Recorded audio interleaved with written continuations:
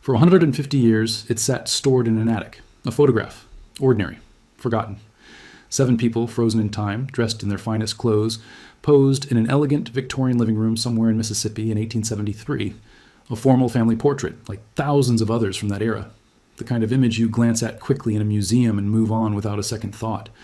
But photographs don't lie. They capture everything, even the things we shouldn't see. In the corner of this image, almost imperceptible, a small child sits on an ornate rug, distracted, playing with something while the rest of her family remains perfectly still for the camera. For over a century, no one paid attention to that little girl. No one wondered what she was doing. No one looked closely at the object in her small hands. Until 2023, when a routine examination by a historian revealed something that should have been impossible, something that left him perplexed. What was that child holding? If you are interested in the secrets that history has tried to bury, subscribe and turn on notifications. You won't want to miss what happens next. And if this mystery captivates you, show your support with a like. Now, let's uncover the truth hidden in this photograph for 150 years. November 2023, Philadelphia. An estate lawyer's office processes the belongings of a woman who died at 103 years old. Among her possessions, one unmarked envelope containing a single photograph. Dr. Marcus Reed, professor of African American history at Georgetown University, receives unusual artifacts regularly. But when he opens this particular envelope on a gray Tuesday morning, he has no idea he's holding evidence of one of the most dangerous secrets of the Reconstruction era. The daguerreotype is in remarkable condition. 7 people, a black family. The image is dated May 1873, taken at J. Thompson Studio in Natchez, Mississippi. What immediately captures Marcus's attention isn't the people, it's the room they're standing in. This is extraordinary, Marcus mutters to himself, adjusting his examination lamp. The setting is lavish. Velvet curtains frame tall windows. An ornate grandfather clock stands in the corner. Persian rugs cover polished wooden floors. Oil paintings hang on walls covered in expensive Victorian wallpaper. The furniture alone would have cost more than most families earned in a year. For a black family to possess this level of wealth in Mississippi in 1873, only 8 years after the Civil War, in the heart of the former Confederacy, was not just rare, it was almost impossible. Marcus begins his standard documentation. He photographs the image from multiple angles, notes the studio mark, searches for any identifying information. The family members are dressed impeccably. The adults stand with dignified posture. 3 teenagers behind them, formal and serious. 2 younger children seated on an elaborate settee. Then he notices the 7th person. In the lower right corner, partially out of frame, sits a little girl. She can't be more than 3 or 4 years old. Unlike everyone else, frozen in perfect stillness for the long exposure time required by 1870s photography, this child is slightly blurred. She's moving. Her head is tilted downward, her attention completely absorbed by something in her lap. Marcus leans closer, squinting at the small figure. In her hands, barely visible in the corner of the frame, is an object. Flat, rectangular, perhaps 8 or 9 inches across. At this magnification, he can just make out patterns on its surface, shapes, symbols, carefully arranged pieces. "What are you playing with?" Marcus whispers to the image. He reaches for his high-resolution scanner. What he's about to discover will keep him awake for 3 days straight. In historical photograph analysis, the devil is in the details, a shadow, a reflection, an object barely visible in the background. These tiny elements can reveal truths that the photograph's subjects never intended to preserve. Marcus runs the daguerreotype through his laboratory-grade scanner at 1200 dpi. The machine hums softly as it captures every microscopic detail of the 150-year-old image. 20 minutes later, the file loads on his computer screen.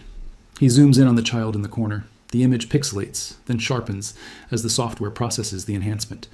Her face comes into focus. Round cheeks, hair pulled back with a ribbon, a small hand reaching down toward the object in her lap. Marcus increases magnification. 200%, 300%. The object begins to reveal itself. It's made of wood, light-colored, possibly pine or maple, worn smooth by small hands. The surface is divided into sections, interlocking pieces like a puzzle. But these aren't the simple shapes meant to teach children about animals or letters. Each piece bears something carved into its surface. Deliberate markings, symbols. At 400% magnification, Marcus stops breathing. There, carved into the wooden pieces with meticulous precision, are 5 pointed stars, crosses of different sizes, wavy parallel lines, small circles connected by straight lines, triangular markers, and something else. What appears to be tiny letters or numbers, too small to read even at this magnification, scattered throughout the design. Marcus has spent 15 years studying underground railroad coding systems. He knows what he's looking at. His hand trembles as he reaches for his reference materials, a thick binder filled with documented examples of the symbolic language used by conductors and freedom seekers in the 1850s and 1860s. He flips through page after page, comparing the symbols carved into the wooden puzzle with the verified codes used to mark safe houses, indicate danger, show routes north. They match perfectly, but that's impossible. The Underground Railroad ceased operations in 1865 when the 13th Amendment was ratified. By 1873, slavery was over. The network of safe houses and secret routes that had guided thousands to freedom had been disbanded, its participants finally able to speak openly about their work. So why was a black family in Mississippi in 1873 in possession of what appeared to be an active navigation tool for escaped slaves? Marcus grabs his phone with shaking hands and dials his colleague, Dr. Patricia Foster, at Howard University. She answers on the third ring. "Patricia, drop everything. I need you in my office now." It's SMS. Dr. Patricia Foster is one of the nation's leading experts on Reconstruction-era resistance movements. She has spent 20 years documenting the violence, oppression, and systematic re-enslavement of black Americans in the decades following the Civil War. When Marcus Reed calls her at midnight with urgency in his voice, she knows he's found something significant. Patricia arrives at Georgetown's history department at 7 a.m. the next morning, carrying 2 banker's boxes filled with archival documents and a laptop loaded with databases most historians don't even know exist. Marcus meets her at the door, looking like he hasn't slept. "Show me," she says simply. Marcus leads her to his office, where the enhanced image fills a large monitor on the wall. Patricia sets down her boxes and steps closer to the screen, her eyes narrowing as she studies the photograph. Marcus doesn't say anything. He lets her observe, knowing she'll see what he saw. It takes her less than 30 seconds. "That's a map," she says quietly. Her voice carries absolute certainty. "Those are safe house markers, river crossings, church sanctuaries." She points to specific symbols on the wooden puzzle. "This star pattern here, 5 points with a cross in the center, that's the code for sanctuary available, clergy protection. And these wavy lines with dots, those indicate ferry crossings where operators could be bribed or trusted." She turns to Marcus, her expression grave. "Where did you get this?" "Estate sale, Philadelphia. The woman who owned it died at 103. No living relatives." Marcus pulls up his preliminary research on his laptop. "I spent all night trying to identify the family. The photographer's mark says Natchez, Mississippi, May 1873. Patricia's eyes widen. "Natchez." She moves to the boxes she brought and starts pulling out files. "Marcus, do you know what was happening in Mississippi in 1873? Black codes? Convict leasing? Vagrancy laws?" "Exactly." Patricia spreads documents across Marcus's desk. Newspaper clippings, court records, testimonies from congressional hearings. The state was essentially re-enslaving freed people through legal loopholes. If you were black and unemployed, you could be arrested for vagrancy. If you couldn't pay the fine, and they made sure you couldn't, you were leased to plantations as convict labor. She taps one document in particular. Between 1870 and 1875, over 10,000 black people in Mississippi were arrested under these laws. Most never came home. Marcus stares at the photograph on the screen. So the Underground Railroad didn't stop. It couldn't stop, Patricia says. The war ended, but the fight for freedom never did. In historical investigation, names are everything. They unlock census records, property deeds, court documents, newspaper archives. They transform anonymous faces and photographs into real people with real stories. The question is, who was this family and why did they possess something so dangerous? Patricia opens her laptop and connects to the Library of Congress digital archives. Her fingers fly across the keyboard as she cross-references the photographer's studio information with census data from Natchez, Mississippi in the 1870s. J. Thompson's studio operated in Natchez from 1868 to 1881, she says, reading from the screen. He specialized in formal portraits for wealthy families. His client list was predominantly white planters and merchants, but she pauses, scrolling through records. He did photograph several prominent black families during Reconstruction. That alone tells us something important. Marcus leans over her shoulder. What do you mean? To afford a formal portrait at Thompson's studio cost about $15, equivalent to roughly $400 today. For a black family to have that kind of disposable income in Mississippi in 1873, they had to be extraordinary. Patricia switches databases, pulling up property tax records from Adams County, where Natchez is located. She filters by race, year, and property value. The list is shockingly short. There, she says, pointing at the screen. Thomas and Elizabeth Preston owned a 2-story brick home on Commerce Street, assessed value $3,200. They also owned a dry goods store on Main Street, and she clicks another link. They had accounts with 3 different banks. That's not just wealthy, Marcus. That's powerful. Marcus pulls up a parallel search on his own computer, looking for any mentions of the Preston name in historical newspapers from the period. The Natchez Democrat, the Natchez Courier, the New Orleans Times. He searches them all. What he finds makes his stomach tighten. "Patricia, look at this." He turns his monitor toward her. On the screen is a newspaper article from the Natchez Democrat, dated August 1873, 3 months after the photograph was taken. The headline reads, "Negro Merchant's Home Raided, Weapons Seized." The article is brief, written with the casual racism typical of the era, but the details are clear. On the night of August 14th, a group of white citizens, led by a deputy sheriff, raided the home of Thomas Preston, claiming they had received reports of illegal weapons being stored on the property. No weapons were found, but the message had been sent. "They were being watched," Patricia whispers. The photograph wasn't taken in secret. It was taken in defiance. To understand why the Preston family would risk everything to operate an underground network in 1873, we must understand the system they were fighting. Slavery didn't end with the 13th Amendment. It evolved. Patricia stands and walks to the whiteboard mounted on Marcus's office wall. She uncaps a marker and begins writing dates, connecting them with arrows. Most people think slavery ended on January 1st, 1863 with the Emancipation Proclamation, or December 6, 1865, when the 13th Amendment was ratified. She begins, her voice taking on the cadence of a practiced lecturer. But the 13th Amendment contains 27 words that changed everything. She writes on the board, "Neither slavery nor involuntary servitude, except as punishment for crime, shall exist within the United States." "Except as punishment for crime," Marcus reads aloud. The loophole. Exactly. Patricia circles those 6 words. Southern states immediately exploited it. They passed black codes, laws specifically designed to criminalize black life. Vagrancy, loitering, being unemployed, breaking a labor contract, even insulting gestures could get you arrested. She pulls documents from her boxes and spreads them on the desk. Court records, ledgers, contracts between state governments and private businesses. Once arrested, you'd be fined an amount you couldn't possibly pay. Then the state would lease you to plantations, railroads, mines, factories. The businesses paid the state. You worked for free. And unlike slavery before the war, there was no incentive to keep you alive and healthy. You were temporary, disposable. Marcus examines the documents. One is a ledger from a Mississippi cotton plantation, dated 1872.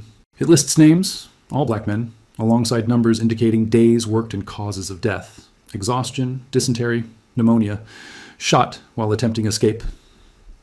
The average survival time was less than 7 months. In Mississippi alone, Patricia continues, between 1870 and 1880, over 15,000 people were caught in the system. Families were destroyed. Children grew up never knowing their fathers. Women were left with no means of support and were often arrested themselves for vagrancy. She turns back to the photograph of the Preston family displayed on the screen. Now look at this image again. This family somehow escaped that system. They built wealth. They created safety. And judging by that map in that little girl's hands, they were helping others escape too. Marcus stares at the photograph with new eyes. They weren't just survivors. They were resistance fighters. In the middle of enemy territory, Patricia adds quietly, operating in plain sight. The coded map in the child's hands contains information that, in 1873, could have gotten the entire family killed. But codes are meant to be broken. And after 150 years, these historians are determined to read the message hidden in plain sight. Marcus and Patricia spend the next 6 hours meticulously documenting every symbol visible on the wooden puzzle. Using photo enhancement software, Marcus isolates each carved marking, catalogs it, and compares it against known Underground Railroad coding systems from the 1850s and 1860s. The symbols are consistent with traditional codes, Marcus says, pointing at his screen. But the geography is different. These aren't routes leading to Canada. Look at the directional indicators. Patricia studies the arrangement. The puzzle pieces, when fitted together properly, form a rough map of what appears to be a 50-mile radius. Wavy lines indicate rivers, likely the Mississippi River and its tributaries. Small circles mark towns or settlements, and scattered throughout are the stars, crosses, and geometric shapes that indicate safe locations. They're not running people to Canada, Patricia says slowly, realization dawning. They're running them to cities, Memphis, St. Louis, New Orleans, places where they could disappear into established black communities. Marcus pulls up a historical map of Mississippi from 1873 and overlays it on his screen next to the enhanced photograph of the puzzle. He begins matching landmarks. This large triangle here, that could be the confluence where the Homachito River meets the Mississippi. And these 3 stars in a row, he zooms in on a modern map, That's the exact distance between 3 churches that still exist in Natchez today. All of them were established black congregations in the 1860s. Patricia is making notes rapidly. The system makes sense now. Convict leasing victims were held on plantations and in work camps. The Preston network wasn't smuggling people across state lines.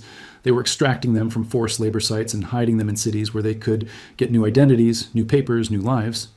But how? Marcus asks. These camps were guarded. Escape attempts were punishable by death. Patricia points to another symbol on the map, a small square with an X through it. This marking, I've seen it in other documents. It indicates a bribed official, someone on the inside. They exchange a long look. The Prestons weren't working alone, Marcus says. This was a network, multiple families, possibly dozens of people, all risking everything. And all hidden from history, Patricia adds, until now. Natchez, Mississippi, in 1873, was a city of contradictions. Built on the wealth of slavery, it struggled to adapt to a world where that system was officially illegal. For black residents who had achieved success, every day was a careful balance between visibility and danger. With the Preston family identified and the map partially decoded, Marcus and Patricia need to understand the specific context of Natchez during this period. Patricia contacts a colleague at the University of Mississippi who specializes in local Reconstruction history. Dr. James Whitmore arrives 2 days later with an archive of materials that has never been digitized. Tucked inside a leather portfolio are handwritten letters, property records, and something particularly valuable, a diary kept by a white merchant who lived 2 blocks from the Preston store. This diary is fascinating, Dr. Whitmore says, carefully turning the brittle pages. The author, a man named Charles Dutton, wrote daily entries from 1871 to 1876. He mentions the Prestons repeatedly, and his tone is conflicted. He opens to a page marked with a paperclip and reads aloud, May 18, 1873, purchased fabric from Preston's store today. The Negro proprietor, Thomas, conducted business with the same dignity as any white merchant. His wife Elizabeth keeps immaculate records. Their success is both impressive and unsettling. One wonders how they accumulated such wealth in so short a time. Marcus leans forward. That's the same month the photograph was taken. Dr. Whitmore nods. It gets more interesting. He flips ahead several pages. August 20th, 1873. There was a disturbance at the Preston home last night. Sheriff Clayton led a group of men on some pretense of searching for weapons. Nothing was found. Thomas Preston stood on his porch and watched them search, never saying a word, never showing fear. I admit I felt ashamed watching it. These are law-abiding citizens being harassed for the crime of prosperity. Patricia examines the diary more closely. This Charles Dutton, whose side was he on? That's unclear, Dr. Whitmore admits.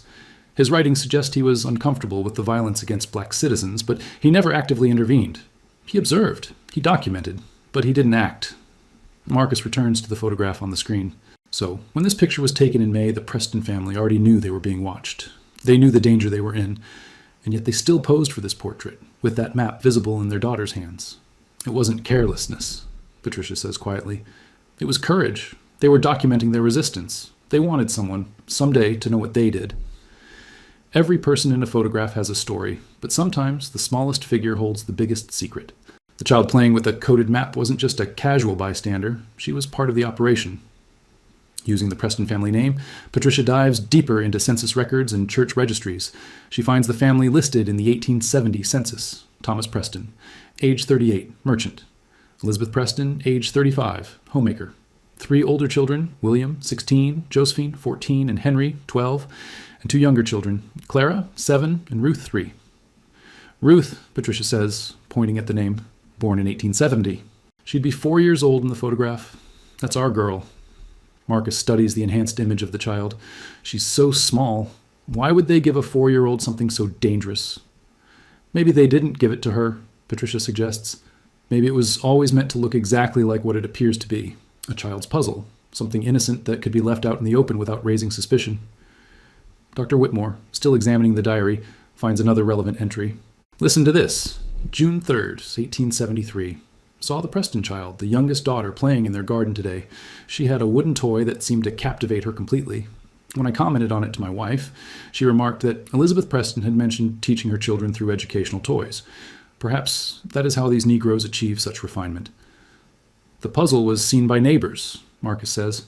It was visible, public, and no one suspected what it really was. Patricia pulls up birth and death records, tracking the Preston children through the decades. William moved to Chicago in 1895. Josephine married and moved to Memphis in 1890. Henry died in 1889 of pneumonia. Clara married a railroad worker and settled in St. Louis. And Ruth? This is strange, Patricia says, frowning at her screen. Ruth Preston appears in the 1880 census, age 10, still living with her parents in Natchez. But after that, nothing. No marriage record, no death certificate. She just disappears from official records. Marcus meets her eyes. People don't just vanish. They do, Patricia says quietly. If they need to. If they're running from something, or if they're part of something so secret that they have to erase themselves from history to survive. The little girl in the photograph stares out at them from 150 years in the past, her small hands holding a secret that could change everything.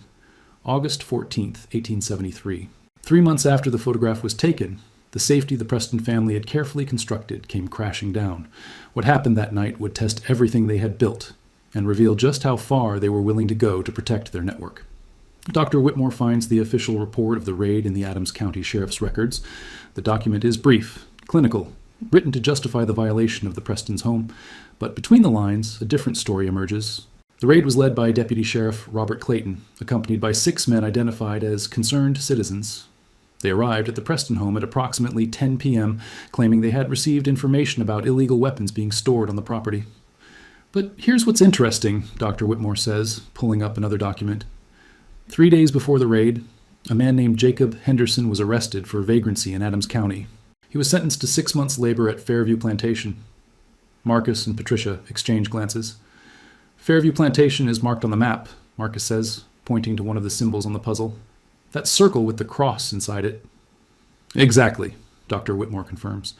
And according to plantation records I found, Jacob Henderson escaped from Fairview on August 12th, 2 days before the raid on the Preston house. He was never recaptured. The pieces fall into place. The Prestons had helped Henderson escape. Someone had informed the authorities, and the raid was retaliation, a warning, an attempt to find evidence of the network's activities. But the raiders found nothing, no weapons, no hidden rooms, no evidence of harboring escaped convicts. Thomas Preston stood on his porch and watched in silence as strangers ransacked his elegant home, tearing through closets, emptying drawers, looking for proof of crimes he had absolutely committed but hidden too well for them to find. The map, Patricia says suddenly. Where was the map during the raid? They returned to the photograph, studying the little girl with the wooden puzzle. Ruth was 4 years old, Marcus says slowly. Too young to be suspicious, too innocent to question. If anyone asked what she was playing with, her parents could truthfully say it was just a toy. The perfect hiding place, Patricia adds, right out in the open, in the hands of a child. The raid failed. The Preston family survived. And somewhere in the night of August 12th, 1873, Jacob Henderson started a new life in a northern city, guided by a map hidden in plain sight. The story of the Preston family and their coded map doesn't end in 1873. It echoes forward through generations, a testament to courage that history tried to erase. But now, 150 years later, that silence is finally broken. Marcus and Patricia spend 3 more months researching, verifying, cross-referencing every detail. They discover that the Preston network operated for at least 7 years, from approximately 1870 to 1877, when federal troops withdrew from the South and Reconstruction officially ended. During that time, based on fragmentary records and coded references and letters, they estimate the network helped between 150 and 200 people escape convict leasing. The coded puzzle was likely one of several tools the Prestons used. Patricia finds references in church records to educational materials being distributed to black families throughout the region, possibly other maps disguised as children's toys, primers, or games. Thomas Preston died in 1891, still operating his store in Natchez. Elizabeth lived until 1903. Of their children, only Ruth's fate remains mysterious. The last confirmed record of her is from 1879, when she would have been 9 years old. I think she took the network underground, Patricia theorizes. As Reconstruction collapsed and violence increased, someone had to carry on the work. It couldn't be the parents. They were too visible, too watched. But a young woman, traveling alone, could move freely, could carry messages, could maintain the connections. They'll never know for certain, but the photograph tells them enough. In December 2023, Marcus and Patricia present their findings at the American Historical Association Conference. The photograph is projected on a large screen, and for the first time, hundreds of historians see what that little girl was holding in her hands. The room falls silent as Patricia explains the symbols, the dates, the context. When she finishes, the applause lasts for 3 full minutes. The photograph is now housed at the Smithsonian National Museum of African American History and Culture in Washington, D.C. Visitors stop in front of it daily, studying the elegant parlor, the dignified family, and especially the small girl in the corner playing with her wooden puzzle. Next to the photograph, a placard reads, "The Preston family, Natchez, Mississippi, 1873. Underground Railroad operators. When freedom was stolen through law, they built new roads to return it."